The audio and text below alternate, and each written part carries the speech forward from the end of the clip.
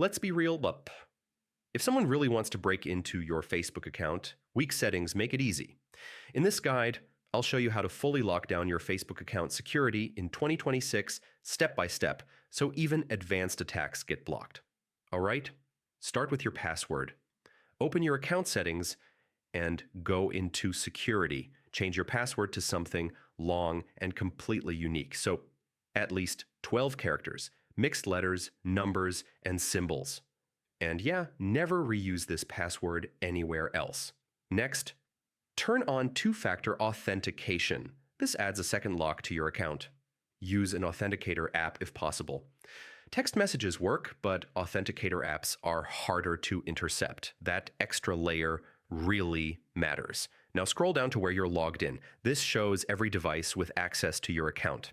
If you see a device, browser, or location you don't recognize, log it out immediately. Don't hesitate, then refresh the list. Next, secure your recovery options. Check the email addresses and phone numbers linked to your account. Remove anything old or unused. Hackers target recovery info first, so only. Keep contact details you fully control. All right, this one's important. Go to apps and websites connected to your account. If you don't recognize an app or you haven't used it in years, remove it. Every connected app is a potential entry point. Now enable login alerts. This sends you a notification whenever someone tries to log in from a new device or location. Turn on both app and email alerts, so if anything suspicious happens, you know instantly.